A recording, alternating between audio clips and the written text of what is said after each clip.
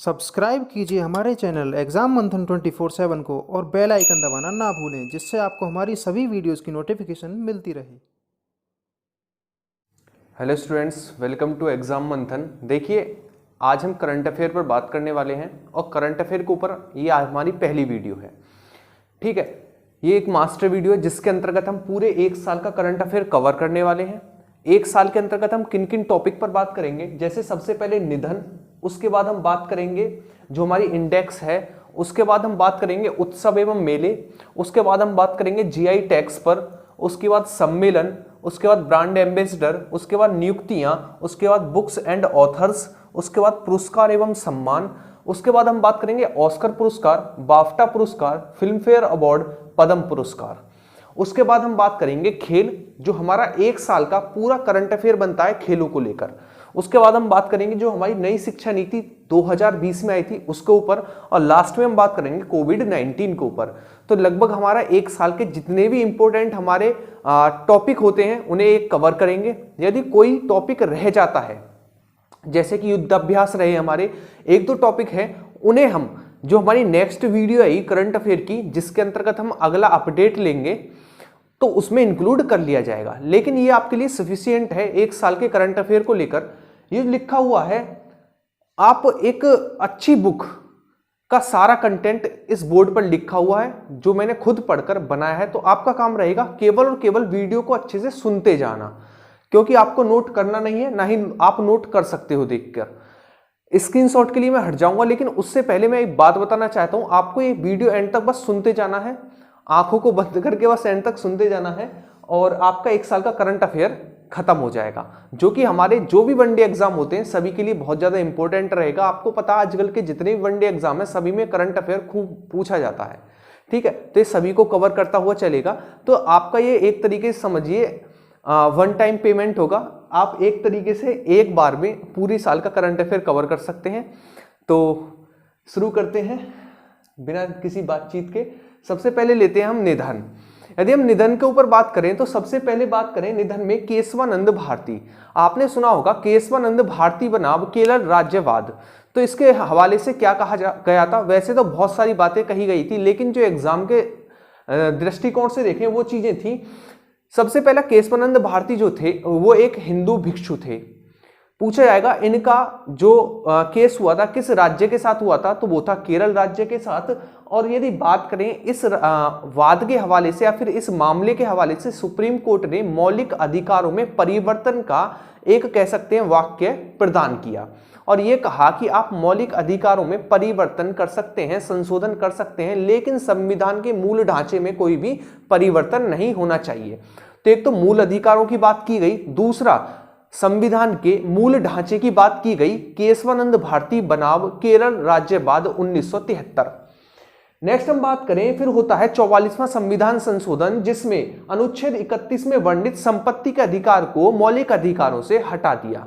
तो आपसे पूछा जाएगा कि अनुच्छेद 31 में क्या वर्णित है, संपत्ति का अधिकार, उसे किस संविधान संशोधन के द्वारा हटाया गया? 44वां संविधान संशोधन। कौन सा? 44वां संविधान संशोधन। नेक्स्ट हम बात करें कि किसकी अनुशंसा पर, तो केशवानंद भारती बनाम केरल राज्यवाद 1973। नेक्स्ट हम बात करें ये कौन थे? एक हिंदू भिक्षु थे, और इनके द्वारा या फिर कह सकते हैं संविधान के मूल ढांचे की संकल्पना किस वाद के हवाले से दी गई, तो वो था केशवानंद भारती बनाम केरल राज्यवाद। नेक्स्ट हम बात करते हैं प्रणब मुखर्जी, जो कि हमारे राष्ट्रपति थे, उनके बारे में हम बात करते हैं। ये किस क्रम के राष्ट्रपति थे, तो 13वें क्रम के राष्ट्रपति थे प्रणब मुखर्जी। यदि बात करें इनका जन्म कहाँ हुआ था, तो इनका जन्म वेस्ट बंगाल के वीरभूमि जिले में हुआ था। वेस्ट बंगाल के वीरभूमि जिले में हुआ था, और सबसे पहले 2004 में, कब? 2004 में ये लोकसभा की सीट जीते थे वेस्ट बंगाल के जंगीपुर से। नेक्स्ट हम बात करते हैं, इन्होंने राष्ट्रपति चुनाव में किसको हराया? पी.एन. संगमा को हराया, और 2008 में इन्हें पद्म विभूषण, 2019 में भारत रत्न, और इनकी एक पुस्तक है दी कोलेशन ईयर। तो आपको क्या क्या याद रखना है प्रणब मुखर्जी को लेकर? 13वें क्रम के राष्ट्रपति थे, 13वें क्रम के राष्ट्रपति थे, वेस्ट बंगाल में जन्म हुआ था वीरभूमि जिले में। सबसे पहले लोकसभा का चुनाव 2004 के लोकसभा चुनाव में जीते थे, कहां से? वेस्ट बंगाल के जंगीपुर सीट से। बात करें इन्होंने राष्ट्रपति चुनाव में किसे हराया, तो पीएन शर्मा को राष्ट्रपति चुनाव में हराया। 2008 में इन्हें पद्म विभूषण और 2019 में भारत रत्न दिया गया था। इनकी प्रसिद्ध पुस्तक है द कोलिशन ईयर। नेक्स्ट हम बात करते हैं किस पर, डेविस बोसमैन पर, चैडविक बोसमैन पर बात करें तो कौन थे, अमेरिकी अभिनेता, निर्माता, ठीक है, और निर्देशक थे।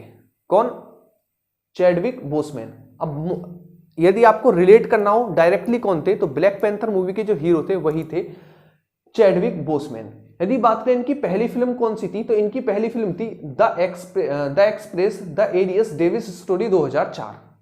ठीक है, नेक्स्ट हम बात करते हैं लालजी टंडन। तो लालजी टंडन जो थे, जब इनकी मृत्यु हुई उस टाइम पर ये एमपी यानी मध्य प्रदेश के राज्यपाल थे। उससे पहले ये सांसद रह चुके थे, कहां से, लखनऊ से सांसद रह चुके थे। तो पूछा जाएगा लालजी टंडन किस राज्य कह सकते हैं कहां से सांसद रहे थे, तो लखनऊ से सांसद रहे थे। यदि बात करें जब इनकी मृत्यु हुई तो उस समय पर ये किस राज्य के राज्यपाल थे, मध्य प्रदेश के राज्यपाल थे। नेक्स्ट हम बात करते हैं जयप्रकाश रेड्डी पर। जयप्रकाश रेड्डी एक तेलुगु अभिनेता थे। कौन थे, तेलुगु अभिनेता थे। इनकी पहली फिल्म थी ब्रह्मपुत्र वधू और लास्ट फिल्म थी इनकी निक्की वारू। ठीक है ना, निक्की वारू। तो आपको याद रखना है कि जयप्रकाश रेड्डी एक तेलुगु अभिनेता थे। पहली चीज, इनकी पहली फिल्म जो थी वो थी ब्रह्मपुत्र वधू, और यदि बात करें लास्ट फिल्म थी इनकी निक्की वीरू। ठीक है, नेक्स्ट बात करते हैं ऋषि कपूर पर। ऋषि कपूर की बात करें तो ऋषि कपूर जो थे उनकी पहली फिल्म थी मेरा नाम जोकर, जिसके लिए 1971 में इन्हें राष्ट्रीय पुरस्कार से सम्मानित किया गया था। इनकी अंतिम फिल्म थी द बॉडी, जो कि एक अच्छी फिल्म है। नेक्स्ट हम बात करते हैं पंडित जसराज। यदि बात करें पंडित जसराज की तो इनका जन्म हुआ था हरियाणा में, मृत्यु हुई थी इनकी कहां पर, न्यू जर्सी में। यदि बात करें ये कौन थे, तो एक शास्त्रीय गायक थे, और किस घराने से संबंधित थे, तो मेवाती घराने से संबंधित थे पंडित जसराज। नेक्स्ट हम बात करें 1975 में इन्हें पद्मश्री, किसे, पंडित जसराज को। 1990 में पद्म भूषण पंडित जसराज को मिला, और 2000 में पद्म विभूषण से सम्मानित किया गया पंडित जसराज को। नेक्स्ट हम बात करें सरोज खान की, तो सरोज खान एक कोरियोग्राफर थी। यदि बात करें इनकी पहली फिल्म कौन सी थी, तो नजराना पहली फिल्म थी, और इन्हें देवदास मूवी के लिए राष्ट्रीय पुरस्कार दिया गया था कोरियोग्राफर के लिए। तो आपको क्या याद रखना है, सरोज खान एक कोरियोग्राफर थी, प्रथम मूवी इनकी नजराना थी, और देवदास मूवी के लिए इन्हें राष्ट्रीय पुरस्कार दिया गया था। नेक्स्ट हम बात करते हैं सुशांत सिंह राजपूत पर। वैसे तो मीडिया ने आपको बहुत कुछ बता दिया है, लेकिन एक बार आप अब समझिए पेपर में क्या पूछा जा सकता है। नेक्स्ट हम बात करें सुशांत सिंह राजपूत पर, तो इनका जन्म हुआ था पटना में। पूछे कि इनकी डेथ हुई थी तो ये कितने साल के थे, 34 साल के थे। इनकी पहली फिल्म कौन सी थी, तो काई पोछे थी, जो कि डायरेक्ट किसके द्वारा की गई थी, तो अभिषेक कपूर के द्वारा डायरेक्ट की गई थी। यदि बात करें इनकी अंतिम फिल्म कौन सी थी, वो थी दिल बेचारा, जो कि डायरेक्ट की गई थी मुकेश छाबरा के द्वारा। और आपको कुछ भी याद नहीं रखना है। नेक्स्ट हम बात करते हैं राहत इंदौरी पर। तो राहत इंदौरी उर्दू शायर थे। जन्म जो था इनका इंदौर एमपी में हुआ था। यदि इनकी बात करें रचनाओं की, तो पहली रचना नाराज, दूसरा चांद पागल है, तीसरी थी इनकी जो रचना थी वो थी दो कदम और सही, और चौथी थी मेरे बाद। ठीक है, तो आपको क्या क्या याद रखना है राहत इंदौरी से। देखिए उर्दू शायर थे, जन्म इनका इंदौर एमपी में हुआ था। इनकी आपको रचनाएं याद रखनी है, नाराज, चांद पागल है, दो कदम और सही, और मेरे बाद। नेक्स्ट हम बात करें टी.एन. शेषन। तो ये कौन थे, ये 10वें चुनाव आयुक्त थे। ठीक है, 10वें चुनाव आयुक्त थे टी.एन. शेषन। ठीक है, जन्म इनका केरल में हुआ था। मतदाता पहचान पत्र की शुरुआत इन्हीं की अनुशंसा पर की गई थी। तो आपको याद रखना टी.एन. शेषन जो थे वो 10वें चुनाव आयुक्त थे। या फिर ऐसा पूछा जाएगा टी.एन. शेषन जो कि हाल ही में जिनकी मृत्यु हुई वो किस क्रम के चुनाव आयुक्त थे, 10वें क्रम के चुनाव आयुक्त थे। या फिर पूछा जाएगा 10वें क्रम के चुनाव आयुक्त कौन थे, तो वो थे टी.एन. शेषन। दूसरा क्वेश्चन बनेगा किसकी अनुशंसा पर मतदाता पहचान पत्र की शुरुआत की गई थी, तो वो भी थे टी.एन. शेषन। नेक्स्ट हम बात करें इनका जन्म कहां हुआ था, तो केरल में हुआ था। उससे पहले हम एक छोड़ गए थे, वो थे अकबर पदमसी। अकबर पदमसी एक चित्रकार थे, जन्म इनका गुजरात में हुआ था। 2010 में इन्हें पद्म भूषण मिला था। किसको, अकबर पदमसी को। चित्रकार थे, जन्म इनका गुजरात में हुआ था और 2010 में इन्हें पद्म भूषण मिला था। नेक्स्ट हम बात करते हैं वशिष्ठ नारायण सिंह। तो इनका जन्म बिहार में हुआ था। यह एक गणितज्ञ थे और इन्होंने आइंस्टीन के सापेक्षता सिद्धांत को चुनौती दी थी। तो यहां से क्वेश्चन बनेगा वशिष्ठ नारायण सिंह कौन थे? गणितज्ञ थे। जन्म कहां हुआ था? बिहार में हुआ था। वह कौन व्यक्ति थे जिन्होंने आइंस्टीन के सापेक्षता सिद्धांत को चुनौती दी थी? तो वो थे वशिष्ठ नारायण सिंह। नेक्स्ट हम बात करते हैं त्रिलोकीनाथ चतुर्वेदी पर। त्रिलोकीनाथ चतुर्वेदी का जन्म त्रिलोकीनाथ चतुर्वेदी 1984 से लेकर 1990 तक भारत के नियंत्रक एवं महालेखक परीक्षक रहे। उसकी बाद हम बात करें कर्नाटक राज्यपाल रहे, कर्नाटक राज्य के राज्यपाल रहे। 1990 में इन्हें पद्म विभूषण मिला। ठीक है, तो आपको त्रिलोकीनाथ चतुर्वेदी से याद रखना है 1984 से 1990 तक भारत के नियंत्रक एवं महालेखक परीक्षक रहे, कर्नाटक राज्य के राज्यपाल भी रहे। 1990 में इन्हें पद्म विभूषण भी दिया गया। उसके बाद हम बात करते हैं नवनीत देवसेन। ये कौन थी? अमर्त्य सेन की पत्नी थी। 1990 में साहित्य अकादमी पुरस्कार मिला था। 2000 में पद्मश्री मिला था। नेक्स्ट हम बात करते हैं इरफान खान। इरफान खान की पहली जो मूवी थी वो थी सलाम बॉम्बे, जो कि रिलीज हुई थी 1988 में। लास्ट इनकी मूवी थी अंग्रेजी मीडियम, जो कि डायरेक्ट की गई थी होमी अदा जानिया के द्वारा। 2011 में इन्हें पद्मश्री दिया गया था और 2012 में पान सिंह तोमर के लिए इन्हें राष्ट्रीय पुरस्कार दिया गया था। तो आपको याद रखना है इरफान खान को लेकर पहली फिल्म जो थी इनकी सलाम बॉम्बे 1988 में रिलीज हुई थी। लास्ट मूवी थी इनकी अंग्रेजी मीडियम, जो कि डायरेक्ट की गई थी होमी अदा जानिया के द्वारा। यदि बात करें 2011 में इन्हें पद्मश्री और 2012 में इन्हें पान सिंह तोमर के लिए राष्ट्रीय पुरस्कार से सम्मानित किया गया था। इसके बाद हम बात करते हैं वासु चटर्जी पर। तो आपको एक ही चीज याद रखनी है कि ये कौन थे? यह एक डायरेक्टर थे। नेक्स्ट हम बात करते हैं अजीत योगी की। जो अजीत योगी जो थे वो छत्तीसगढ़ राज्य के प्रथम मुख्यमंत्री थे। नेक्स्ट हम बात करते हैं गीता नागभूषण। तो ये कन्नड़ साहित्यकार थी। कौन थी? कन्नड़ साहित्यकार गीता नागभूषण। नेक्स्ट हम बात करते हैं पूर्णिमा जैनेन। तो एक निशानेबाज थी और 10 मीटर एयर पिस्टल में इनका रिकॉर्ड भी था। नेक्स्ट हम बात करते हैं वाजिद खान। तो वाजिद खान एक सिंगर थे। दबंग मूवी में आपने देखा होगा, जिसे आप भाई भाई कहते हैं, भाई वाली मूवी थी दबंग। उस मूवी में आपने देखा था जो गाना था हुड़ हुड़ दबंग, साजिद और वाजिद दोनों के द्वारा वो कंपोज किया गया था। नेक्स्ट हम बात करते हैं कबूस बिन सैद की। तो वो तो कौन थे? वो अरब नेता थे। यदि बात करें एस्ले कूपर, तो वो कौन थे? टेनिस खिलाड़ी थे जो कि ऑस्ट्रेलिया के रहने वाले थे। तो ये थे हमारे निधन। कुछ भी शॉर्ट नहीं था, बस छोटा छोटा लिखा हुआ है, इसलिए आपको थोड़ा कम लग रहा होगा, बाकी सब कंप्लीट है। एक बार हम जल्दी से रिवीजन करते हैं कि हमने निधन में क्या पढ़ा। सबसे पहले हमने केशवानंद भारती के बारे में पढ़ा, जो कि एक हिंदू भिक्षु थे और 1973 में केशवानंद भारती बनाम केरल राज्यवाद आया, जिसमें यह कहा गया कि मौलिक अधिकारों में भी संशोधन किया जा सकता है, लेकिन संविधान के मूल ढांचे में कोई भी परिवर्तन नहीं होना चाहिए। 44वें संविधान संशोधन के द्वारा अनुच्छेद 21 में वर्णित संपत्ति के अधिकार को मूल अधिकारों से हटा दिया गया था। नेक्स्ट हम बात करें प्रणब मुखर्जी की। तो 13वें क्रम के राष्ट्रपति थे, यानी भारत के 13वें राष्ट्रपति थे। यदि बात करें, जन्म वेस्ट बंगाल के वीरभूमि में हुआ था। 2004 में ये वेस्ट बंगाल के जंगीपुर सीट से लोकसभा चुनाव जीते थे और इन्होंने राष्ट्रपति चुनाव में पीएम संगमा को हराया था। इन्हें 2008 में पद्म विभूषण और 2019 में इन्हें भारत रत्न से सम्मानित किया गया था। इनकी पुस्तक है द कोलिशन ईयर। नेक्स्ट हम बात करते हैं चैडविक बोसमैन। तो अमेरिकी अभिनेता, निर्देशक, निर्माता थे, जो कि ब्लैक पैंथर मूवी के हीरो भी थे। इनकी पहली फिल्म थी the Express the Ernie Davis story 2008।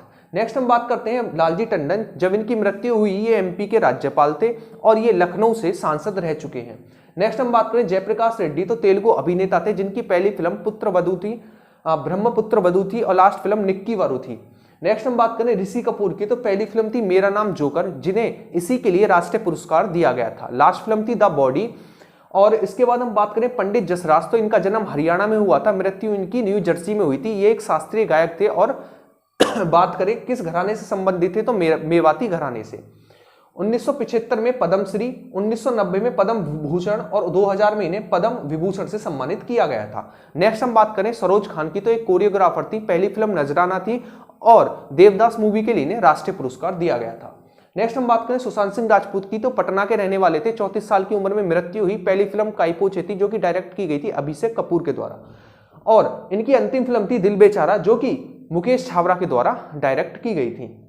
Next हम बात करें राहत इंदौरी, तो उर्दू शायर थे, जन्म इनका इंदौर में हुआ था। इनकी रचनाएं हैं 4 मुख्य रूप से, कौन कौन सी? नाराज, चांद पागल है, 2 कदम और सही और मेरे बाद। नेक्स्ट हम बात करें अकबर पद्मश्री की, तो चित्रकार थे, जन्म इनका गुजरात में हुआ था, 2010 में इन्हें पद्म भूषण मिला था। टीएन शेषन की बात करें तो 10वें चुनाव आयुक्त थे, जन्म इनका केरल में हुआ था और मतदाता पहचान पत्र की शुरुआत इन्हीं की अनुशंसा पर हुई थी। वशिष्ठ नारायण सिंह की बात करें तो बिहार में जन्म हुआ था, एक गणितज्ञ थे, साथ ही साथ आइंस्टीन के सापेक्षता सिद्धांत को इन्होंने चुनौती दी थी। नेक्स्ट हम बात करें त्रिलोकीनाथ चतुर्वेदी, तो त्रिलोकीनाथ चतुर्वेदी 1984 से 1990 तक भारत के नियंत्रक एवं मालिका परीक्षक रहे और कर्नाटक राज्य के राज्यपाल रहे। 1990 में इन्हें पद्म विभूषण दिया गया। नवनीत देवसेन की बात करें तो अमर्त्य सेन की पत्नी थी, 1990 में साहित्य अकादमी पुरस्कार दिया गया और 2000 में इन्हें पद्म श्री दिया गया। नेक्स्ट हम बात करें इरफान खान की, तो पहली फिल्म थी इनकी सलाम बॉम्बे 1988 में रिलीज हुई और लास्ट फिल्म थी इनकी कौन सी? अंग्रेजी मीडियम, जो कि रिलीज की गई थी डायरेक्ट की गई थी होमी अदाजानिया के द्वारा। 2011 में पद्मश्री मिला, 2012 में पान सिंह तोमर के लिए राष्ट्रीय पुरस्कार दिया गया। नेक्स्ट हम बात करते हैं वासु चटर्जी की, जो कि एक डायरेक्टर थे। उसके बाद हम बात करते हैं अजीत योगी, जो कि छत्तीसगढ़ के प्रथम मुख्यमंत्री थे। उसके बाद हम बात करें गीता नागभूषण, जो कि कन्नड़ साहित्यकार थी। उसके बाद हम बात करें पूर्णिमा जैन की, जो कि एक निशानेबाज थी। बात करें वाजिद खान एक सिंगर थे, कबूस बिन सैद एक अरब नेता थे और एस्ले कूबर जो थे वो टेनिस खिलाड़ी थे, जो कि ऑस्ट्रेलिया के रहने वाले थे। तो ये थे हमारे निधन।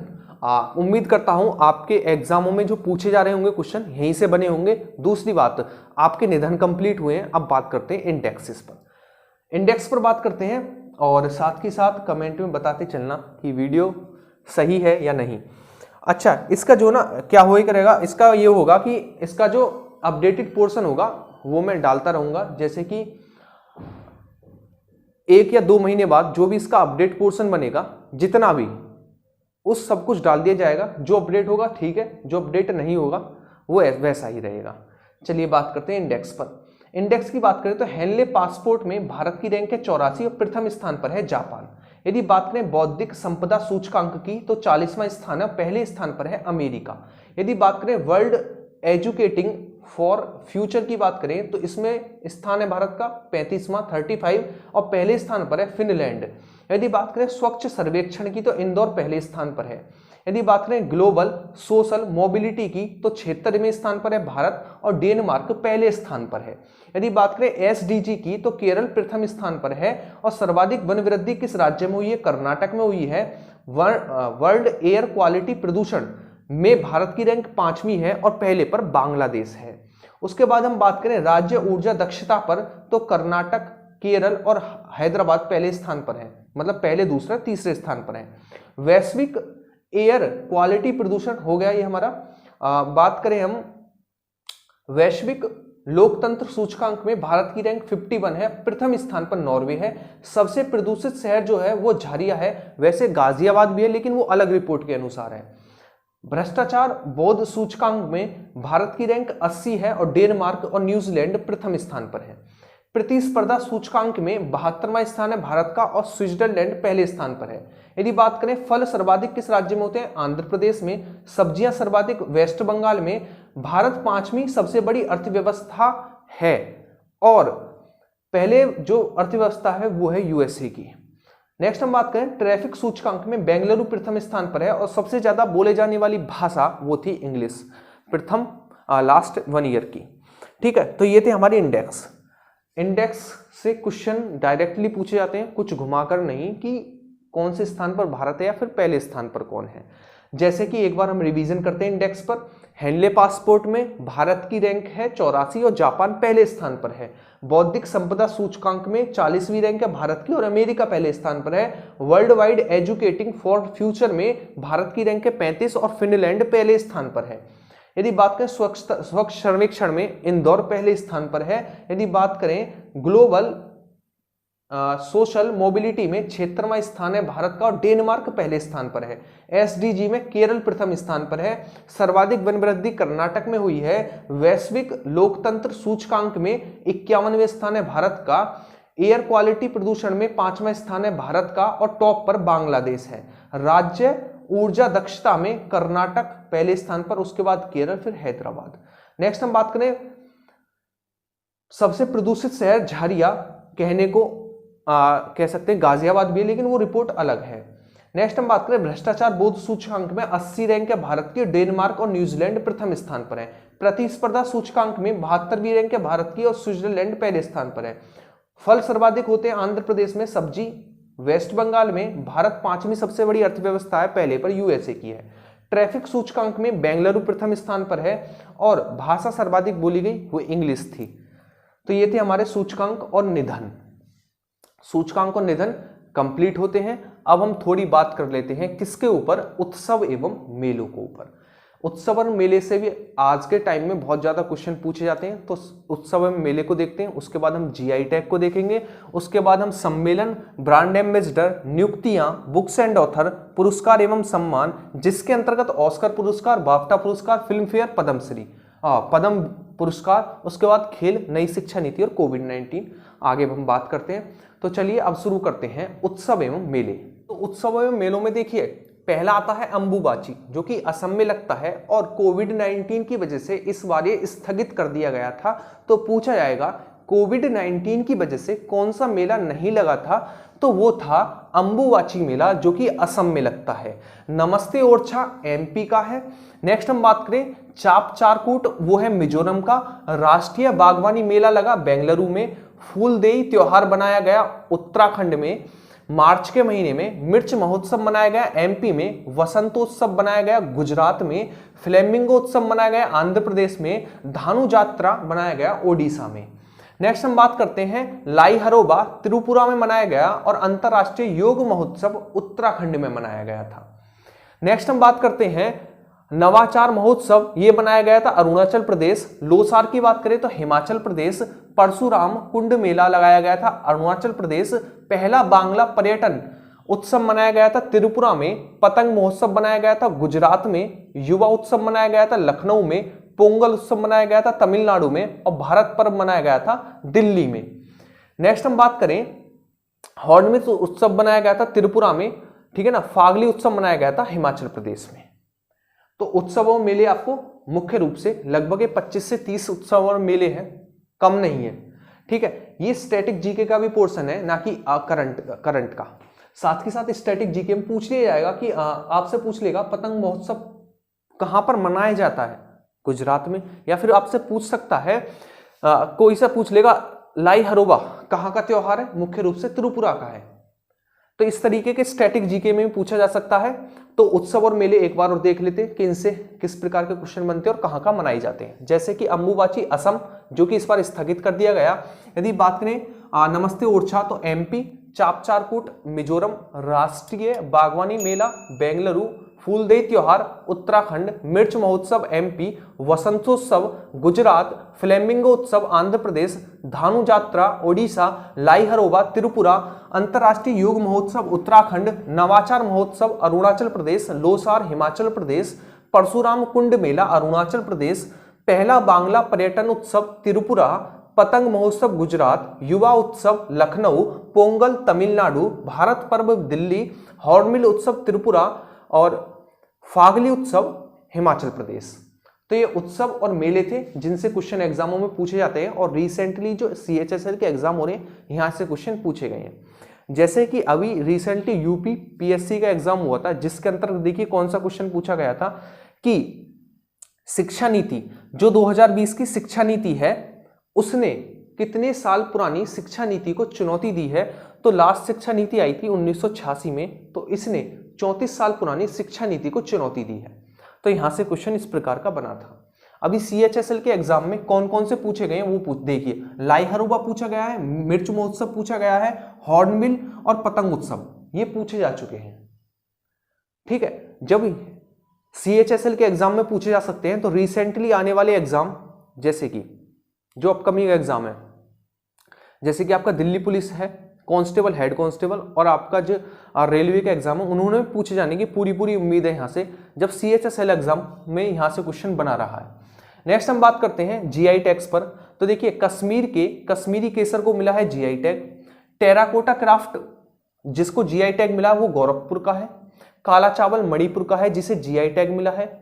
ठीक है, कोविल पट्टी कदलाई मित्तई जो तमिलनाडु का है जिसे क्या मिला है, GI टैग मिला है। सोहराई एवं कोहबर कला जो है वो झारखंड की है जिसे GI टैग मिला है। खोला चिल्ली जो है वो गोवा की है जिसे GI टैग मिला है। पहला GI टैग स्टोर कहाँ खोला गया है, वो गोवा में खोला गया है। ग्रीन टी और व्हाइट टी को दार्जिलिंग की है, वेस्ट बंगाल की, जिन्हें GI टैग रिसेंटली दिया गया है। तोहलुपुआन फैब्रिक तथा मीजो पुआन चाई जो है वो मिजोरम की है जिसे GI टैग दिया गया है। डिंडीगुल के ताले जो है तमिलनाडु के जिन्हें GI टैग दिया गया है। तिरूर बीटल लीफ केरल की है जिसे GI टैग दिया गया है। चुनार बलुआ पत्थर यूपी का है। काला जीरा चूली का तेल जो है वो हिमाचल प्रदेश का है। पंचामृतम प्रसाद जो कि पहला प्रसाद था जिसे GI टैग दिया गया है वो तमिलनाडु का है।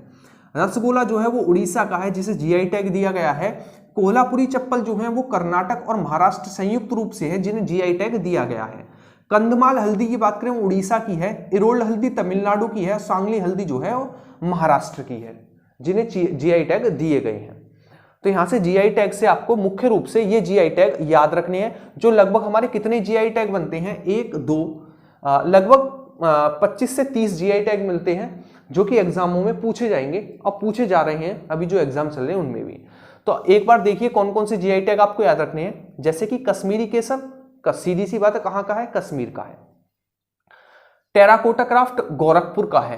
काला चावल मणिपुर का है। ठीक है, कोविल पट्टी कदलाई मित्तई जो है वो तमिलनाडु का है। सोहराई एवं जो सोहराई और कोहबर कला है वो झारखंड की है। कोला चिल्ली गोवा की है। पहला GI टैग स्टोर गोवा में खोला गया है। ग्रीन टी और व्हाइट टी जो कि दार्जिलिंग की है उन्हें GI टैग मिला है। नेक्स्ट हम बात करें तोहलुपुआन फैब्रिक तथा मीजो पुआन चाई मिजोरम की है। डिंडीगुल के ताले तमिलनाडु के हैं। तिरुल बीटल लीफ जो है वो केरल की है। चुनार बलुआ पत्थर यूपी का है। काला जीरा चूली का तेल हिमाचल प्रदेश का है। पंचामृतम प्रसाद तमिलनाडु का है। रासागोला जो है वो कहाँ के, उड़ीसा की। और कोल्हापुरी चप्पल कर्नाटक और महाराष्ट्र संयुक्त रूप से। कंधमाल हल्दी उड़ीसा, इरोल हल्दी तमिलनाडु और सांगली हल्दी महाराष्ट्र, इन्हें GI टैग मिल चुके हैं। ये ना कि 2020 बल्कि 2019 के भी GI टैग है, 2019 के भी GI टैग हैं। तो यहाँ से क्वेश्चन बनेगा GI टैग को, और ये एग्जाम के फेवरेट टॉपिक रहते हैं एग्जामिनर के, जहाँ से क्वेश्चन उठा के डायरेक्टली रखता है, क्योंकि ज़्यादा सोचने विचार करने वाली चीज़ होती नहीं है। ठीक है, एक वन लीनियर क्वेश्चन बनते हैं, डायरेक्टली उठा के रख दिए जाते हैं। ठीक है, अब ये थे हमारे उत्सव और मेले। अब हमने कितने टॉपिक कवर किए, 4 टॉपिक। सबसे पहले निधन, फिर उसके बाद इंडेक्स, उत्सव एवं मेले, और लास्ट में हमने GI टैग। अब बात करते हैं सम्मेलनों पर। सम्मेलनों की बात करें तो लगभग हमारे 40 सम्मेलन आपको याद रखने हैं। 40 से 50 सम्मेलन है जो कि आपको याद रखने हैं। कौन कौन से हैं वो समझिए। राष्ट्रीय बाल विकास कांग्रेस त्रिवेंद्रपुरम में मनाया गया। बिम्स्टेक सम्मेलन श्रीलंका में बनाया गया। बिम्स्टेक आपदा प्रबंधन भुवनेश्वर में बनाया गया। विंग्स इंडिया तेलंगाना में बनाया गया। इतिहास कांग्रेस कन्नूर में बनाया गया। भारतीय विज्ञान कांग्रेस बेंगलुरु में बनाया गया। महिला विज्ञान कांग्रेस उत्सव बेंगलुरु में ही बनाया गया। विश्व आर्थिक मंच की 50वीं बैठक जो हुई थी वो दावोस में हुई है। काला घोड़ा जो उत्सव है, महोत्सव है, वो मुंबई में बनाया गया। कोप 13 इंडिया में मनाया गया। ग्लोबल इन्वेस्टर्स मीट जो है वो कोच्चि में हुई है। द पल्सेस कॉन्क्लेव महोत्सव महाराष्ट्र में मनाया गया। विश्व भविष्य ऊर्जा शिखर सम्मेलन अबू धाबी में मनाया गया। और इंजी एक्सपो बड़ौदा में मनाया गया। रायसीना डायलॉग दिल्ली में मनाया गया, क्योंकि रायसीना आप जानते हैं, रायसीना जो है दिल्ली की जगह है। India international sea food show मनाया गया कोच्चि में। बायो इंडिया सम्मेलन हैदराबाद में मनाया गया। छात्र संसद जो है वो दिल्ली में मनाया गया। भारतीय विज्ञान फिल्म उत्सव पणजी में मनाया गया। विश्व उत्पादकता विज्ञान कांग्रेस बेंगलुरु में आयोजन किया गया। सागरमाथा सम्मेलन जो है वो काठमांडू में मनाया गया। मनाया जाने का मतलब है सम्मेलन बुलाया गया। ठीक है, तो ये आपको सम्मेलनों से ये चीजें मुख्य रूप से सम्मेलन 30-40 सम्मेलन आपको याद रखने हैं। कौन कौन से एक बार रिवीजन करते हैं। राष्ट्रीय बाल विज्ञान कांग्रेस तिरुवेंद्रपुरम, बिम्स्टेक सम्मेलन श्रीलंका, बिम्स्टेक आपदा प्रबंधन भुवनेश्वर, विश्व आर्थिक मंच की 50वीं बैठक दावोस, काला घोड़ा उत्सव मुंबई, कोप 13 इंडिया में हुआ, रायसीना डायलॉग दिल्ली में।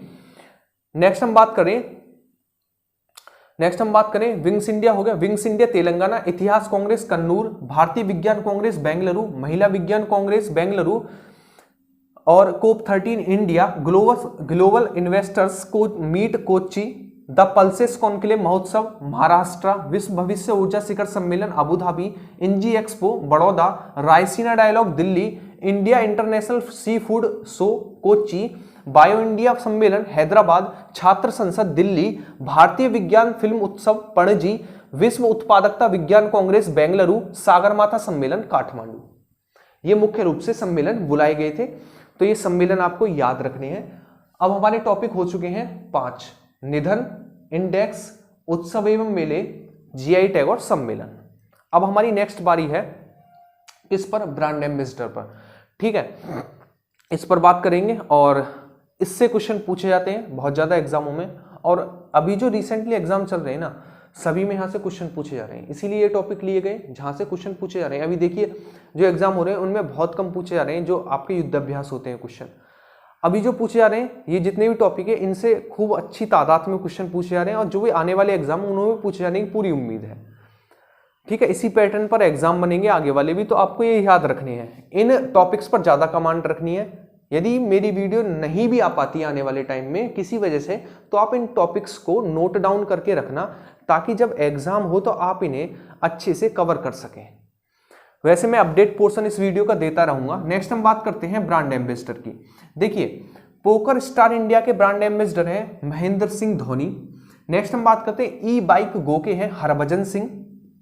नेक्स्ट हम बात करते हैं स्पोर्ट्स अड्डा के हैं ब्रट ली, WWF के हैं विश्वनाथ आनंद, ला लीगा के हैं रोहित शर्मा, UNEP की हैं दिया मिर्जा, जिनका कार्यकाल बढ़ाया गया था, रिसेंटली खत्म हो गया था।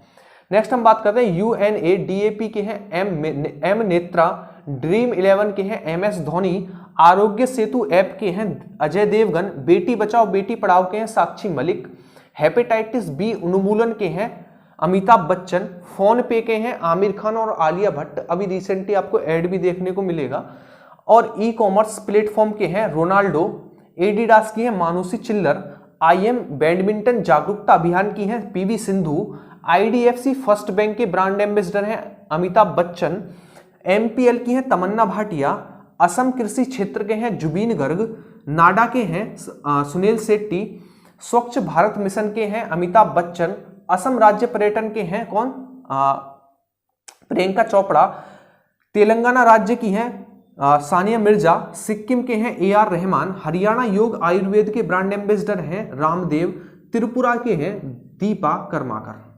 कौन, दीपा कर्माकर। तो आपको मुख्य रूप से ये ब्रांड एम्बेसडर याद रखने हैं, यहां से क्वेश्चन पूछे जाएंगे। पता है ये आपको ब्रांड एम्बेसडर, ये आप सर्च करोगे ना तो आपको कम से कम 40 मिनट की वीडियो में खाली ये ब्रांड एम्बेसडर मिलेगा। तो इस तरीके का टाइम वेस्ट नहीं करना है, ये होता है रियल में टाइम वेस्ट करना। यदि आप किसी चीज को 10 मिनट में ले सकते हो तो उसे 40 मिनट में लेकर अपने आप को महारथी घोषित करने की कोई जरूरत नहीं है। ठीक है, नेक्स्ट हम बात करते हैं, एक बार देख लेते हैं ब्रांड एम्बेसडर को। देखिए, पोकर इंडिया MS धोनी, ई बाइक को हरभजन सिंह, स्पोर्ट्स अड्डा ब्रटली, WWF Vishwanath Anand, La Liga के रोहित शर्मा, UNEP दिया मिर्जा, UNADAP के M Netra, dream 11 MS Dhoni, Aarogya Setu app Ajay Devgan, Beti Bachao Beti Padhao Sakshi Malik, hepatitis B उन्मूलन के हैं अमिताभ बच्चन, फोन पे के हैं आमिर खान और Alia Bhatt, e commerce platform के हैं रोनाल्डो, एडिडास के मानुषी चिल्लर, IM बैडमिंटन जागरूकता अभियान की हैं PV Sindhu, IDFC first bank के हैं अमिताभ बच्चन, MPL की हैं तमन्ना भाटिया, असम कृषि क्षेत्र के हैं जुबीन गर्ग, नाडा के हैं सुनील शेट्टी, स्वच्छ भारत मिशन के हैं अमिताभ बच्चन, असम राज्य की हैं प्रियंका चोपड़ा, तेलंगाना राज्य की ब्रांड एम्बेसडर हैं मिर्जा यानी सोनिया मिर्जा, सिक्किम के हैं AR रहमान, हरियाणा योग आयुर्वेद के हैं रामदेव, त्रिपुरा के हैं दीपा कर्माकर। कौन है, दीपा कर्माकर है। त्रिपुरा की। तो ये थी हमारे कौन, ब्रांड एम्बेसडर। ठीक है, अब बात करते हैं नेक्स्ट नियुक्तियों पर। ज़्यादा लंबी वीडियो नहीं खींचनी है, क्योंकि ये जो वीडियो होती है ना, इनका काम ये नहीं है कि टाइम बर्बाद आपका किया जाए, मेरा किया जाए। इनका जो मेन काम होता है ये होता है कि आप कितनी जल्दी चीज़ों को ले सकते हैं। ठीक है, यदि आपकी समझ में नहीं आ रहा है ना, तो ये आपकी गलती है। आपको ये चीज़ सुधारनी पड़ेगी, चीज़ों को जल्दी अडेप्ट करने की आदत डालनी पड़ेगी, क्योंकि एग्जाम में इतना टाइम नहीं होता। यदि मैं इसे 10 घंटे की वीडियो बना दूं तो भी आप 10 घंटे में ख़त्म कर पाओगे। यदि मैं इसे 1-1.5 घंटे की बनाऊं तो आप इसे आराम से सुनोगे तो भी 1-1.5 घंटे में ख़त्म होगी, चीज़ वही मिलेगी। तो इसलिए बस सुनते रहना है। समझ में आपको कुछ नहीं आ रहा होगा बोर्ड पे लिखा, तो आप सुनते जाइए केवल। नेक्स्ट हम बात करते हैं नियुक्तियों पर। तो नियुक्तियों की बात करें, नेशनल स्कूल ऑफ ड्रामा के जो है वो है Paresh Rawal, PTI press trust of India के अवीक सरकार, यूपीएससी के प्रदीप कुमार जोशी, कैग जो है वो है गिरीश चंद्र मुर्मू। यदि बात करें मॉरिशस के राष्ट्रपति वो है पृथ्वीराज सिंह रूपन। यदि बात करें नाबार्ड तो वो है गोविंद राजलू। यदि नेक्स्ट बात करें चीफ डिफेंस ऑफ स्टाफ के हैं विपिन रावत, जो कि सबसे पहला भी पद लिया गया है। विपिन रावत पहले इसके हेड हैं। नेक्स्ट हम बात करें एनएसजी महानिदेशक हैं अनूप कुमार सिंह। मुख्य सूचना आयुक्त हैं विमल जुल्का। यदि बात करें सेबी के तो वो है अजय त्यागी। नेक्स्ट हम बात करें अखिल भारतीय शतरंज संघ, उसके हैं अजय पटेल। नेक्स्ट हम बात करें नौसेना की पहली महिला पायलट है वो है शिवांगी। नेक्स्ट हम बात करें राष्ट्रीय पिछड़ा वर्ग आयोग के हैं लाल साहनी। नेक्स्ट हम बात करें सीबीएसई के तो वो है मनोज आहूजा। नेक्स्ट हम बात करें मुख्य सतर्कता आयुक्त, उसके हैं संजय कोठारी। नेक्स्ट हम बात करें पीएम नीति सचिव जो है उसके पीएम मतलब प्राइम मिनिस्टर के निजी सचिव, नीति नहीं निजी सचिव हैं वो है सतीश चंद्र साहा। सीआरपीएफ के महानिदेशक हैं एपी महेश्वरी। राष्ट्रीय विज्ञान फाउंडेशन सेतु रामन पंचनाथन है। बाफ्टा के हैं कौन, कृष्णेंदु मजूमदार। कौन है, कृष्णेंदु मजूमदार। तो लगभग हमारे कितने नियुक्तियां कंप्लीट होती हैं, 1 2 3 4 5 6 7 8 9 10 लगभग हमारी 25 से 30 नियुक्तियां कंप्लीट होती हैं। और एक बार हम देख लेते हैं नियुक्तियों में कि आपको किस प्रकार याद रखनी है। National school of drama Paresh Rawal, PTI अवी सरकार, यूपीएससी प्रदीप कुमार जोशी, कैग गिरीश चंद्र मुर्मू और मॉरिशस के राष्ट्रपति पृथ्वीराज सिंह रूपन। नाबार्ड के हैं Govind Rajulu. Chief of defence staff Vipin Rawat. NSG महानिदेशक हैं अनूप कुमार सिंह। मुख्य सूचना आयुक्त हैं विमल जुल्का। सेबी के हैं अजय त्यागी। अखिल भारतीय शतरंज संघ के हैं अजय पटेल। नौसेना की प्रथम महिला पायलट है शिवांगी। पिछड़ा वर्ग आयोग के हैं लाल साहनी। सीबीएसई के हैं मनोज आहूजा। मुख्य सतर्कता आयोग के हैं संजय कोठारी। पीएम के निजी सचिव हैं सतीश चंद्र साहा। सीआरपीएफ के महानिदेशक हैं एपी महेश्वरी। राष्ट्रीय विज्ञान फाउंडेशन के हैं सेतु रामन पंचनाथन। बाफ्टा के हैं कृष्णेंदु मजूमदार। तो हमारे कितने टॉपिक कवर हुए, निधन, उसके बाद इंडेक्स, उत्सव एवं मेले, जीआई टैग, सम्मेलन, ब्रांड एम्बेसडर और नियुक्तियां। अब बात करेंगे बुक्स एंड ऑथर्स पर। आपको पता है बुक्स एंड ऑथर्स से क्वेश्चन घुमा फिरा कर पूछे जाते हैं। पूछ लेगा, बुक का नाम दे देगा, ऑथर का पूछेगा, या फिर ऑथर से संबंधित जो होगा उसके लाइफ के बारे में भी कुछ चीजें पूछ ली जाती हैं। तो अभी हम बात करेंगे बुक्स एंड ऑथर्स पर। ठीक है, बुक्स एंड ऑथर्स के बाद हम बात करेंगे पुरस्कार एवं सम्मान पर। लगभग आधा हमारा करंट अफेयर कवर हो चुका है, 1 साल का आधा और रहा है। और यदि कोई टॉपिक रह जाता है तो जल्दी ही उसकी एक और मास्टर वीडियो के थ्रू उसे कवर कर लिया जाएगा डिटेल में। और ये मास्टर वीडियो रेगुलर रहेगी। रेगुलर का मतलब है जब भी इसका अपडेट आएगा तो इसका अपडेट वर्जन आता रहेगा। जो अपडेट होगा ठीक है, नहीं होगा वो ज्यों का तो आपको बोर्ड पर लिखा हुआ मिलेगा।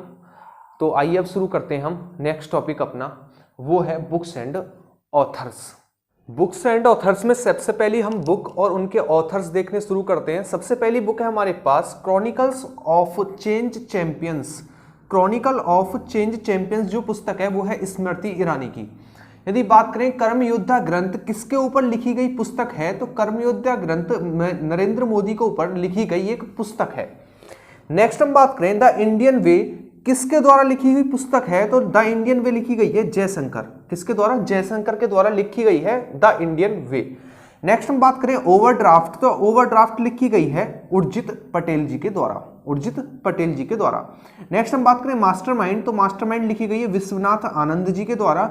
यदि बात करें एंड इरा ऑफ डार्कनेस, ये लिखी गई है रस्किन बॉन्ड के द्वारा, सॉरी शशि थरूर के द्वारा। किसके? शशि थरूर के द्वारा लिखी गई है N Ira of darkness. Next हम बात करें इनविजिबल, तो इनविजिबल लिखी गई है तरुण विजय जी के द्वारा। यदि नेक्स्ट हम बात करें होप ऑन, तो होप ऑन लिखी गई है रस्किन बॉन्ड के द्वारा। नेक्स्ट जो बुक है हमारे पास वो है लेगेसी ऑफ लर्निंग।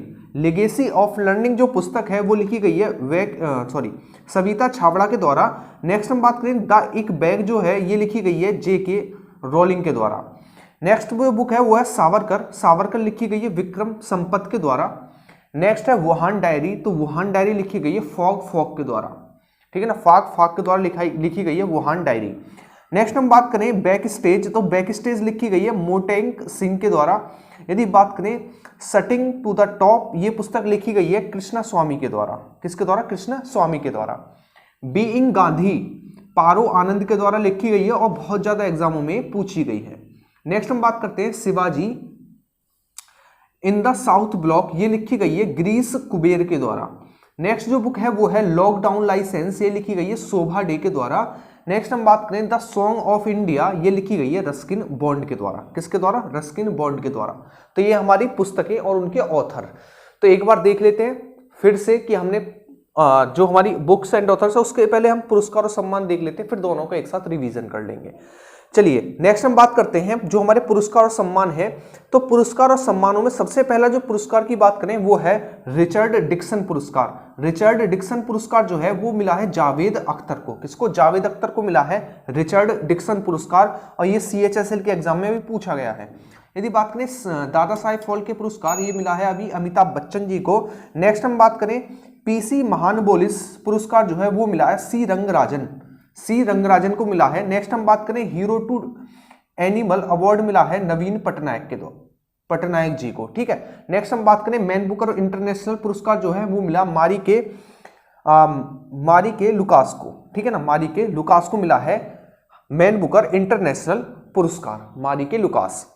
नेक्स्ट हम बात करें गुलबेकियन पुरस्कार, ये मिला है ग्रेटा थुनबर्ग को। किसको? ग्रेटा थुनबर्ग को। नेक्स्ट हम बात करें जर्मन ट्रेड बुक का शांति पुरस्कार किसे मिला है? जर्मन ट्रेड बुक का शांति पुरस्कार मिला है अमर्त्य सेन को। किसको? अमर्त्य सेन को। नेक्स्ट हम बात करें सरस्वती पुरस्कार, तो सरस्वती पुरस्कार मिला है वासुदेव मोही को। वासुदेव मोही को मिला है सरस्वती पुरस्कार। नेक्स्ट हम बात करें गांधी नोबल शांति पुरस्कार मिला है कन्हैया त्रिपाठी को। किसको? कन्हैया त्रिपाठी को। नेक्स्ट हम बात करें ज्ञानपीठ पुरस्कार, वो मिला है कन्हैया त्रिपाठी को मिला है। नेक्स्ट हम बात करें अंतरराष्ट्रीय गांधी पुरस्कार, वो मिला है धर्मसक्तु को। किसको? धर्मसक्तु को। नेक्स्ट हम बात करें एवल पुरस्कार जो है जो कि मैथ के क्षेत्र में दिया जाता है, वो मिला है ग्रेगरी मार्गुलिस को। ग्रेगरी मार्गुलिस को मिला है एवल पुरस्कार। नेक्स्ट हम बात करें ई पंचायत पुरस्कार, वो मिला है हिमाचल प्रदेश को। क्रिस्टल पुरस्कार मिला है दीपिका पादुकोण को। विश्व खाद्य पुरस्कार मिला है डॉक्टर रतनलाल को। गोल्डन ग्लोब पुरस्कार मिला है पैरासाइट को। गोल्डन ग्लोब पुरस्कार जो है वो पैरासाइट मूवी को मिला है। नेक्स्ट हम बात करें व्यास सम्मान, तो व्यास सम्मान मिला है नासिरा शर्मा को। नेक्स्ट हम बात करें IG नोबल पुरस्कार, वो मिला है नरेंद्र मोदी जी को। नेक्स्ट हम बात करें किशोर कुमार पुरस्कार, वो मिला है वाहिदा रहमान को। किसको? वाहिदा रहमान को मिला है कौन सा? किशोर कुमार पुरस्कार। तो ये थे हमारे पुरस्कार और सम्मान। नेक्स्ट हम बात करते हैं हिंदी साहित्य का अकादमी पुरस्कार किस किस को दिया गया है। देखिए हिंदी साहित्य में अकादमी पुरस्कार जो मिला है वो मिला है नंद किशोर आचार्य जी को हिंदी में। यदि बात करें पन्ना मधुसूदन, उनको मिला है संस्कृत में। यदि बात करें सैफई किदवई को तो उनको मिला है उर्दू में। यदि बात करें शशि थरूर को तो उनको मिला है अंग्रेजी में, ठीक है। तो साहित्य अकादमी पुरस्कार बात करें हिंदी का तो नंद कुमार किशोराचार्य।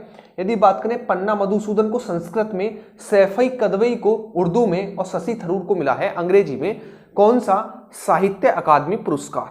साहित्य अकादमी पुरस्कार। नेक्स्ट हम बात करते हैं ऑस्कर पुरस्कारों पर। यदि ऑस्कर पुरस्कारों पर बात करें तो सर्वश्रेष्ठ फिल्म रही हमारी पैरासाइट, ठीक है ना। बेस्ट एक्टर का अवार्ड मिला फोनिक्स, जो कि जोकर मूवी के लिए उन्होंने एक्टिंग की थी। बेस्ट एक्ट्रेस की बात करें तो वो थी जेल वेगर। यदि बात करें बेस्ट एनिमेटेड फिल्म तो वो थी टॉय स्टोरी 4। कौन सी? Toy story 4। तो आपको याद रखना ऑस्कर पुरस्कारों से सर्वश्रेष्ठ फिल्म पैरासाइट। नेक्स्ट हम बात करें best actor phoenix joker movie के लिए। बात करें बेस्ट एक्ट्रेस तो वो थी कौन? वो थी जेल वेगर, जो कि जूडी मूवी के लिए उन्हें मिला है। यदि बात करें बेस्ट एनिमेटेड फिल्म तो वो थी टॉय स्टोरी 4। नेक्स्ट हम बात करते हैं बाफ्टा पुरस्कार पर सर्वश्रेष्ठ फिल्म जो थी वो थी 1917।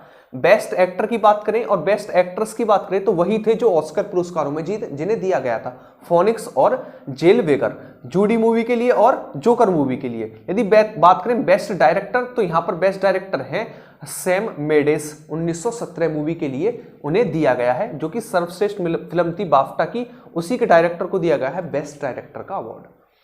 नेक्स्ट हम बात करते हैं फिल्म पुरस्कारों में। फिल्म फेयर में नेक्स्ट हमारा बेस्ट फिल्म थी फिल्म फेयर की, वो थी गली बॉय। बेस्ट एक्टर थे रणवीर सिंह, बेस्ट एक्ट्रेस थी आलिया भट्ट, बेस्ट डायरेक्टर थी जोया अख्तर। कौन थी? जोया अख्तर। तो ये चीजें आपको याद रखनी है पुरस्कार और सम्मानों से संबंधित। एक और चीज आपको याद रखनी है पद्म पुरस्कारों में। इस बार के पद्म पुरस्कारों में पद्म विभूषण 7 लोगों को दिया गया, पद्म भूषण 16 लोगों को दिया गया और पद्म श्री 118 लोगों को दिया गया। ठीक है, तो एक बार हम देख लेते हैं बुक्स एंड ऑथर्स पुरस्कार और सम्मानों में हमने क्या क्या पढ़ा। बुक्स और ऑथर्स की बात करें तो बुक्स एंड ऑथर्स में आपको याद रखनी है क्रॉनिकल्स ऑफ चेंज चैंपियन। ये किसकी पुस्तक है? ये है स्मृति ईरानी। कर्मयोद्धा ग्रंथ किसके ऊपर लिखी गई है? नरेंद्र मोदी जी के ऊपर। यदि बात करें the Indian way, Jaishankar ji की पुस्तक है। ओवरड्राफ्ट उर्जित पटेल की। Mastermind Vishwanath Anand and era of darkness Shashi Tharoor. Invisible Tarun Vijay. Hope on Ruskin Bond. Legacy of learning Savita Chhabra. The Ickabog J K Rowling. Savarkar लिखी गई है विक्रम संवत। वुहान डायरी लिखी गई है फॉक के द्वारा। बैक स्टेज लिखी गई है मोन्टेक सिंह के द्वारा। शटिंग टू द टॉप लिखी गई है कृष्णा स्वामी के द्वारा। बीइंग गांधी लिखी गई है पारो आनंद जी के द्वारा। शिवाजी इन दी साउथ ब्लॉक लिखी गई है गिरीश कुबेर के द्वारा। लॉकडाउन लाइसेंस लिखी गई है शोभा डे के द्वारा। The song of the India लिखी गई है रस्किन बॉन्ड जी के द्वारा। नेक्स्ट हम बात करते हैं पुरस्कार और सम्मानों में। रिचर्ड डिक्सन पुरस्कार दिया गया है जावेद अख्तर को, रिचर्ड डिक्सन पुरस्कार। नेक्स्ट हम बात करें मैन बुकर इंटरनेशनल पुरस्कार मारी के लुकास को दिया गया है, मारी के लुकास को दिया गया है। ठीक है, रिचर्ड डिक्सन पुरस्कार। और दादा साहेब फाल्के पुरस्कार अमिताभ बच्चन जी को दिया गया है। पीसी महानबोलिस पुरस्कार C Rangarajan. Hero to animal award दिया गया नवीन पटनायक को। मैन बुकर इंटरनेशनल पुरस्कार मारिके लुकास को। गुलबेकियन पुरस्कार Greta Thunberg. German trade book में शांति का पुरस्कार दिया गया अमर्त्य सेन को। सरस्वती पुरस्कार वासुदेव मोही को। गांधी नोबल शांति पुरस्कार कन्हैया त्रिपाठी को। अंतर्राष्ट्रीय गांधी पुरस्कार धर्मशक्तु को। एबल पुरस्कार ग्रेगरी मार्गुलिस को। ई पंचायत हिमाचल प्रदेश को। क्रिस्टल पुरस्कार दीपिका पादुकोण को। विश्व खाद्य पुरस्कार डॉक्टर रतनलाल को। गोल्डन ग्लोब पुरस्कार पैरासाइट मूवी के लिए। व्यास सम्मान नासिरा शर्मा को। आईजी नोबल पुरस्कार नरेंद्र मोदी को। और किशोर कुमार पुरस्कार वाहिदा रहमान को। किसको? वाहिदा रहमान को। नेक्स्ट हम बात करें हिंदी साहित्य अकादमी पुरस्कार जो दिया गया है वो किसको मिला है? नंद कुमार आचार्य को हिंदी में। यदि देखिए साहित्य अकादमी पुरस्कारों में हिंदी में मिला है नंद कुमार को, उसको नंद कुमार आचार्य को। पन्ना मधुसूदन को मिला है संस्कृत में। सैफई किदवई को मिला है उर्दू में। और शशि थरूर जी को मिला है अंग्रेजी में। नेक्स्ट हम बात करें ऑस्कर पुरस्कारों पर। सर्वश्रेष्ठ फिल्म जो थी वो थी पैरासाइट। यदि बात करें बेस्ट एक्टर फोनिक्स किस मूवी के लिए? जोकर मूवी के लिए। बेस्ट एक्ट्रेस रही जेल वेगर। जूडी मूवी के लिए। बेस्ट एनिमेटेड फिल्म रही टॉय स्टोरी 4। नेक्स्ट हम बात करें बाफ्टा पुरस्कारों पर। सर्वश्रेष्ठ फिल्म रही 1917। बेस्ट एक्टर रहे जॉकिन फोनिक्स, जो कि ऑस्कर में भी इन्हें सर्वश्रेष्ठ एक्टर का अवार्ड मिला था। बेस्ट एक्ट्रेस रही वही जिन्हें सर्वश्रेष्ठ एक्ट्रेस का अवार्ड मिला था ऑस्कर पुरस्कारों में रेनी जेलवेगर जूडी मूवी के लिए। बेस्ट डायरेक्टर रहे सैम मेडेस 1917 मूवी के लिए।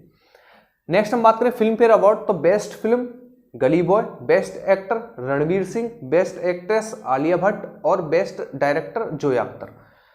नेक्स्ट हम बात करें पद्म पुरस्कार तो पद्म विभूषण मिला 7 लोगों को। पद्म भूषण मिला 16 लोगों को और पद्म श्री मिला 118 लोगों को।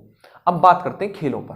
देखिए खेलों से बहुत ज्यादा एग्जामों में क्वेश्चन पूछे जाते हैं, आपको पता है, इसीलिए मैंने सारा कुछ कवर किया है 1 साल का खेलों का।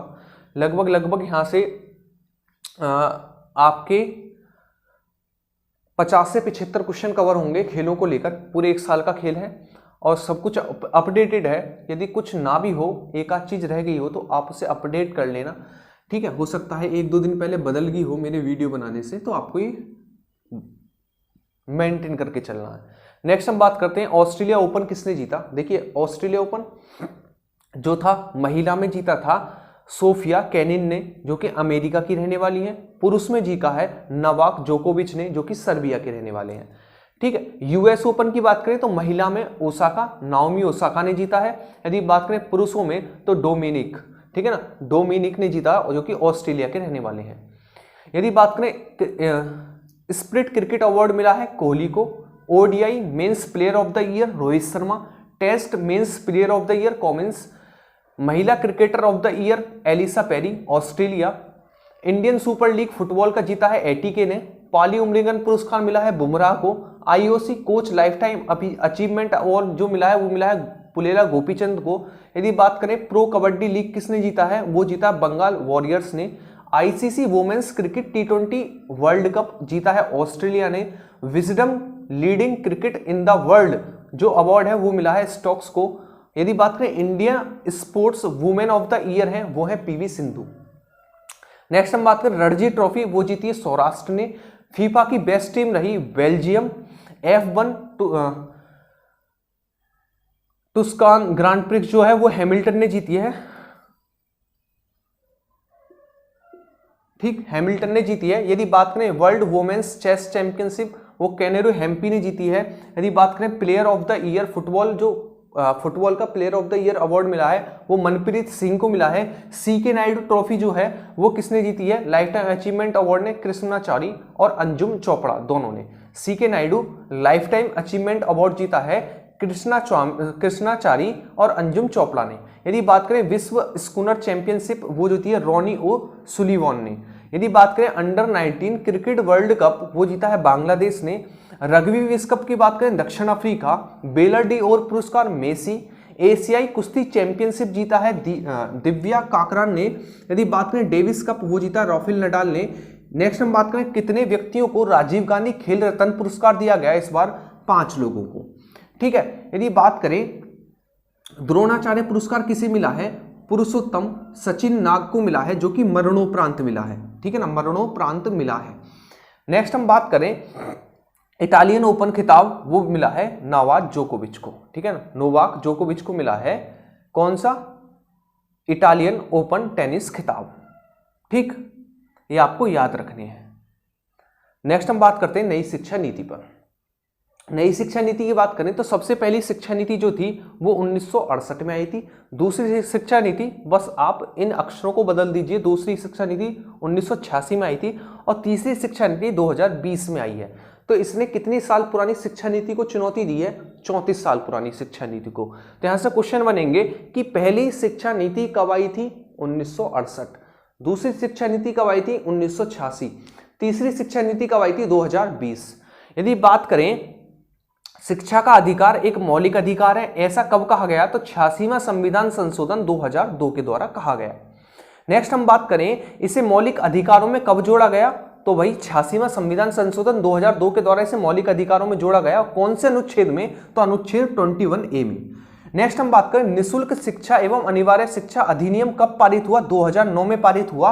और लागू कब हुआ, तो लागू हुआ 2010 में, ठीक है। तो पूछा जाएगा निःशुल्क एवं अनिवार्य शिक्षा अधिनियम कब आया, 2009 में आया, और ये लागू कब हुआ, 2010 में हुआ। नेक्स्ट हम बात करें 8वीं तक निःशुल्क प्राथमिक शिक्षा दी जाएगी। कौन सी क्लास तक, 8वीं तक दी जाती है।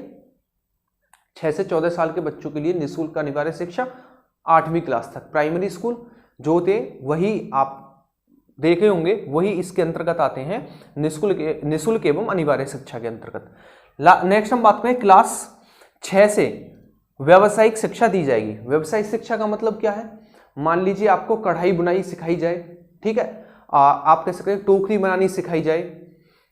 ऐसी शिक्षा जो आपको आगे व्यवसाय खोलने में, आत्मनिर्भर बनाने में सहायता करे, उस प्रकार की शिक्षा दी जाएगी 6ठी क्लास के बाद। नेक्स्ट हम बात करें जीडीपी का कुल कितने परसेंट अब शिक्षा पर खर्च किया जाएगा, तो 6%। कितना? 6% अब शिक्षा पर खर्च किया जाएगा पूरी जीडीपी का। नेक्स्ट हम बात करें, जो 2020 की शिक्षा नीति आई है वो किसकी अनुशंसा पर आई है, यानी किस समिति ने प्रस्तुत की है, तो वो है के कस्तूरीरंगन समिति। कौन सी? के कस्तूरीरंगन समिति।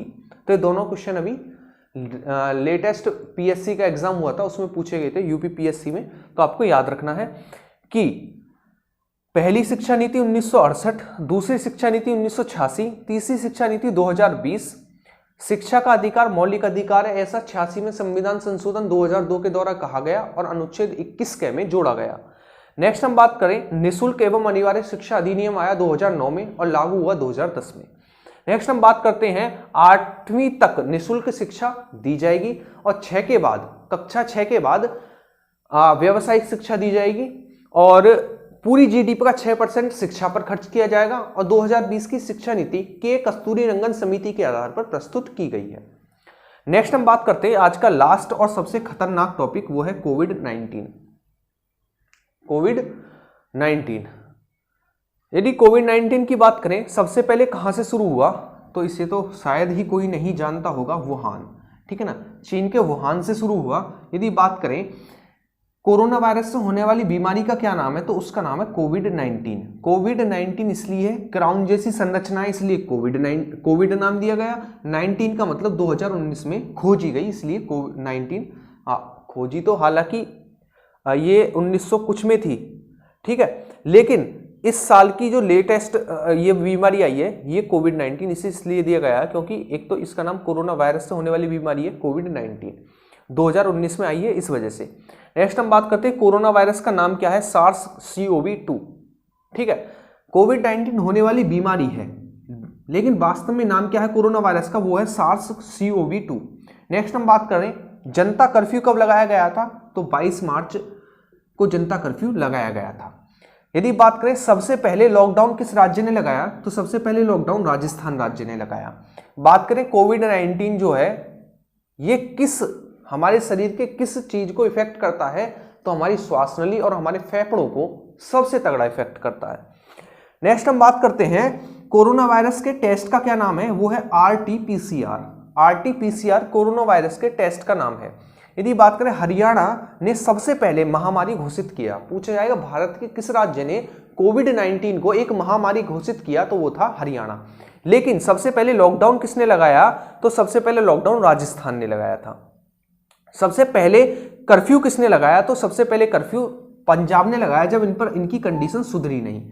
नेक्स्ट हम बात करते हैं कि देखिए अब सभी ने जितने हमारे सोशल मीडिया ऐप हैं उन्होंने कुछ ना कुछ अपना प्रोग्राम चलाया अवेयर करने के लिए, तो उन्हीं पर बात करते हैं। जैसे कि इंस्टाग्राम ने चलाया इंस्टाग्राम फीड, कौन सा इंस्टाग्राम फीड के नाम से। व्हाट्सएप ने चलाया व्हाट्सएप चैट बूट के नाम से। यदि बात करें corona virus information centre Facebook ने चलाया। यदि गूगल की बात करें तो google.com/covid19 ये किसने चलाया, ये गूगल ने चलाया। कोवा पंजाब चलाया पंजाब ने। यदि बात करें कोरोना वायरस की संरचना कैसी होती है, तो क्राउन के मुकुट के जैसी, ब्रिटिश क्राउन के ऊपर ताज रखा हुआ होता है, तो उस तरीके की संरचना होती है कोविड-19 की, यानी कोरोना वायरस की। कोविड-19 तो बीमारी होने वाली, कोरोना वायरस की ऐसी संरचना होती है, इसलिए इसका नाम कोविड रखा गया। ठीक है, सबसे पहले कब खोजी गई थी, तो 1960 में खोजी गई थी। ठीक है ना। यदि बात करें कोविड-19 या कोरोना वायरस किस भाषा का शब्द है, तो लेटिन भाषा का शब्द है। ठीक है, लेकिन इसका अस्थायी नाम क्या था, कोविड-19 तो बाद में रखा गया जब कंफर्मेशन हो गई, लेकिन उससे पहले इसका नाम था 2019 NCOV। 2019 NCOV इसका अस्थायी नाम था। कैसा नाम था, अस्थायी नाम था, और कोविड-19 इसका स्थायी नाम पड़ा। तो ये थी हमारी आज की वीडियो, जिसके अंतर्गत हमने किन किन टॉपिक्स पर बात की, एक बार हम रिवीजन करते हैं। निधन, उसके बाद हमने बात की इंडेक्स, उसके बाद उत्सव और मेले, फिर हमने GI टैग, सम्मेलन, उसके बाद ब्रांड एम्बेसडर, नियुक्तियां, बुक्स एंड ऑथर्स, पुरस्कार एवं सम्मान, ऑस्कर पुरस्कार, बाफ्टा पुरस्कार, फिल्म फेयर, पद्म पुरस्कार, खेल, नई शिक्षा नीति और कोविड-19। अगर ऐसा लगता है कि कोई टॉपिक छूटा है जो कि एग्जाम रिलेवेंट इंपॉर्टेंट है, तो आप कमेंट बॉक्स में एक बार लिख देना। एक अपना चार्ट की तरीके से लिख देना, ये टॉपिक्स और चाहिए, तो उसके ऊपर एक और वीडियो बनाई जा सकती है यदि आप बताते हैं तो। ठीक है, तो एक बार हम नई शिक्षा नीति और कोविड-19 को रिकॉल कर लेते हैं। हमने क्या पढ़ा? नई शिक्षा नीति की बात करें, पहली शिक्षा नीति 1968, 1986 में दूसरी, 1920 में तीसरी। शिक्षा का अधिकार, मौलिक अधिकार 86 में संविधान संशोधन 2002 के द्वारा कहा गया और 21 क में से जोड़ा गया। निःशुल्क शिक्षा एवं अनिवार्य शिक्षा अधिनियम 2009 में पारित हुआ, लागू 2010 में हुआ। 8वीं तक निःशुल्क शिक्षा दी जाएगी और 6 के बाद व्यावसायिक शिक्षा दी जाएगी। जीडीपी का 6% शिक्षा पर खर्च किया जाएगा और शिक्षा नीति 2020 के कस्तूरी रंगन समिति के आधार पर प्रस्तुत की गई है। नेक्स्ट हम बात करें कोविड-19, तो चीन के वुहान से शुरू हुआ। कोरोना वायरस से होने वाली बीमारी का नाम ही कोविड-19 है। यदि बात करें कोरोना वायरस का नाम SARS-CoV-2 है। यदि बात करें जनता कर्फ्यू कब लगा, तो जनता कर्फ्यू 22 मार्च 2020 को लगा जनता कर्फ्यू। सबसे पहले लॉकडाउन राजस्थान ने किया। कोविड-19 कोरोना वायरस हमारे फेफड़ों को इफेक्ट करता है। यदि बात करें सबसे पहले महामारी किसने घोषित किया? हरियाणा ने, और कोरोना वायरस टेस्ट का नाम है RT-PCR। यदि बात करें कर्फ्यू किसने लगाया? सबसे पहले पंजाब ने। इंस्टाग्राम फीड जो हमारा एक कह सकते हैं कैंपेन किसने चलाया? इंस्टाग्राम ने। व्हाट्सएप चैटबॉट व्हाट्सएप ने चलाया। Corona virus information centre Facebook ने चलाया। google.com/covid19 किसने चलाया? गूगल ने चलाया। कोवा पंजाब ने चलाया। पूछे इसकी संरचना कैसी होती है, तो महारानी के ताज के जैसी होती है। सबसे पहले 1960 में खोजा गया था और ये किस भाषा का शब्द है? तो लैटिन भाषा का शब्द है। और इसका अस्थायी नाम क्या था 2019 में? 2019 NCOV। ठीक है, 2019 इसलिए जोड़ा जा रहा दोनों जगह क्योंकि 2019 में आया था। तो ये थी वीडियो आज की। हाँ, 1 साल का करंट अफेयर हमने बहुत कम टाइम में, कह सकते हैं शायद इतने कम टाइम में आप कहीं से पढ़ें तो मुझे लगता है कि आपको एक छोटा सा टॉपिक बहलाकर हाथ में दे दिया जाएगा तो वो उस चीज़ से बचे। ठीक है, तो ये थी आज की वीडियो जिसके अंतर्गत हमने लगभग 10 से 12 टॉपिक कवर किए। अब हमारी बारी है जो हमारा अपडेट पोर्शन होगा इस सीरीज का, वो देते रहना। साथ ही साथ जो टॉपिक रह गए हैं जैसे कि हमारे युद्धाभ्यास, ठीक है, 2-4 टॉपिक और रह रहे हैं, और आपको जो एक टॉपिक याद आते हैं तो आप नीचे कमेंट में बताना ये टॉपिक बाकी हैं, तो उन टॉपिक पर अलग से वीडियो बना दी जाएगी। हालांकि ये वीडियो आपके सभी एग्ज़ाम, चाहे कोई सा भी आपका एग्ज़ाम आने वाला हो, सभी के लिए एक तरीके से जड़ी बूटी के लिए काम करेगी। तो आप इसे बिल्कुल एग्ज़ाम से पहले कंप्लीट दे के जाएँ। अगर यदि आप एग्ज़ाम देने वाले हैं और आपके पास 10-12 घंटे हैं तो इसे ज़रूर देख जाना। इससे आपके बहुत ज़्यादा क्वेश्चन फंसने वाले हैं आने वाले एग्ज़ामों में, और इसका जो भी थोड़ा बहुत पोर्शन बच रहा वो भी आपको मिलता रहेगा। ऐसा नहीं है आपको यहीं पर छोड़ दिया जाएगा। जो थोड़ा बहुत 1-2 टॉपिक बच रहे हैं तो आप कमेंट में ज़रूर बता देना ये टॉपिक सभी बच रहे हैं, उसके ऊपर वीडियो बना दी जाएगी। चलिए, तो नेक्स्ट वीडियो में मिलेंगे। ये थी आज की मास्टर वीडियो जिसमें हमने पूरी करंट अफेयर को कवर किया 1 साल की। साथ ही साथ कमेंट बॉक्स में बताना है कि वीडियो कैसी थी, और ऐसे ही हम कंसेप्ट के साथ पढ़ते रहेंगे, चाहे वो करंट अफेयर हो, चाहे वो हिस्ट्री हो, पॉलिटी हो, ज्योग्राफी हो, इकोनॉमिक्स हो, कुछ भी हो। इसी तरीके से बड़े डिटेल में, बड़े अच्छे से और टाइम कम वेस्ट करते हुए, सबसे बड़ी बात, इसी तरीके से पढ़ते हुए चलेंगे। और नेक्स्ट वीडियो में मिलेंगे। तब तक आपका काम रहेगा वीडियो को ज़्यादा से ज़्यादा शेयर करना, लाइक करना और कमेंट में बताना कि वीडियो कैसी रही। चलिए, आपका काम रहेगा अच्छे से वीडियो को केवल और केवल सुनते रहना, अच्छे से नोट आपको करना नहीं है। यदि जरूरत पड़ेगी तो मैं टेलीग्राम ग्रुप में नोट्स डाल दूंगा। तो आपका काम है वीडियो को यदि आप 1 से 2 बार सुन लेते हैं तो वो काफ़ी रहेगा। ठीक है, चलिए आप एक बार स्क्रीनशॉट ले लीजिए ताकि आप इसे नोट कर सकें, करना हो तो।